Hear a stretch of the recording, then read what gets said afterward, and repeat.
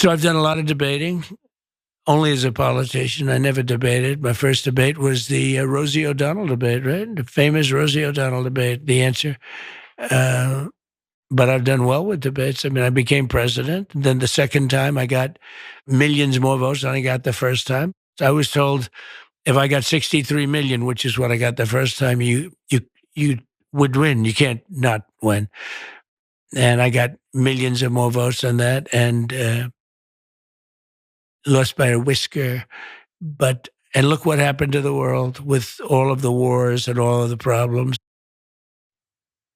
Okay, so that is Donald Trump admitting he lost, which has from time to time happened. Sometimes he slips up and admits that he knows that he legitimately lost, that it wasn't stolen, he lost. But it's actually been coming more often recently.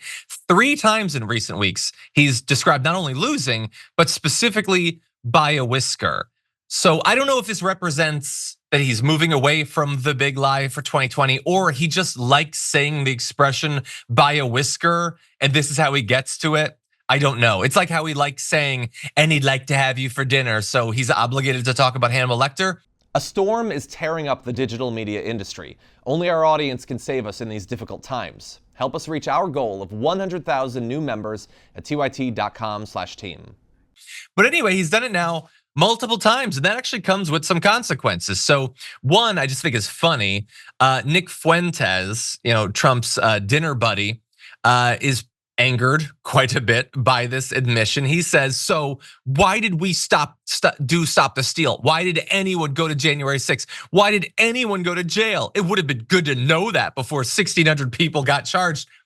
And there's nothing I love more than someone asking a rhetorical question that should just be a regular question. Because if you were to ask it and think about the answer, you could actually learn something, which is because he wanted to steal the election. That's actually why he lost, and he knew he lost, but he can't ever admit that he lost, and he'd very much like to win anyway, and so he lied to you.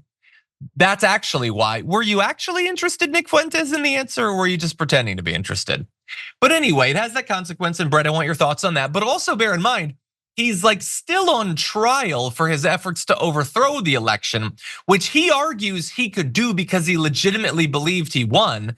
But now he's admitting he lost. I don't think that's a slam dunk bit of evidence, but it hardly helps. What do you think? This is a horrible observation, but I always get weirded out when there are non-hot Nazis that are like trying to forward the argument. If it's a eugenics argument, you should be, and you're the poster boy of it, you should be like hot.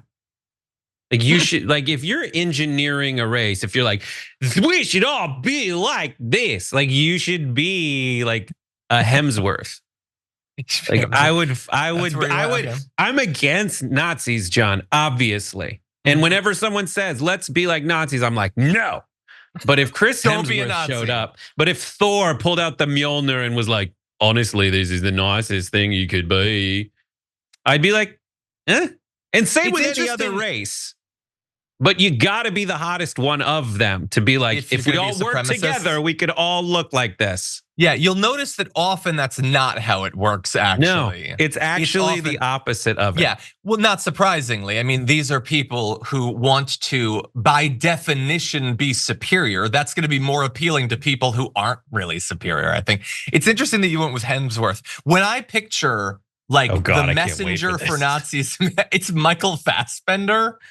He just strikes me as he could be hot Nazi mouthpiece. Anyway, yeah, but he was also Magneto, Nazis. So it's like he played the other side of the fence. Oh, that's true, and he was really good at that. He was really good. Your wife says Army Hammer. He brings some other issues to the table, perhaps, but it's a good point. And look, he lost also in that, and we'll move on in 1 sec. When he keeps saying there's things that burrow into his brain and he can never move past. I was told if I get 63 million votes, I can't lose. Yeah, you were told wrong, buddy. That's just my favorite thing. They're wrong. You lost by millions of votes. The Karenist thing I've ever heard him say in a sea of it, which is like, I was promised if I got this number, you called this number and it wasn't my sandwich. Exactly. It's amazing. It's like, that is not how any of this works. I scored the first basket, so I win the game. No, you don't actually. No. I was told if I got 50 points, I'd win.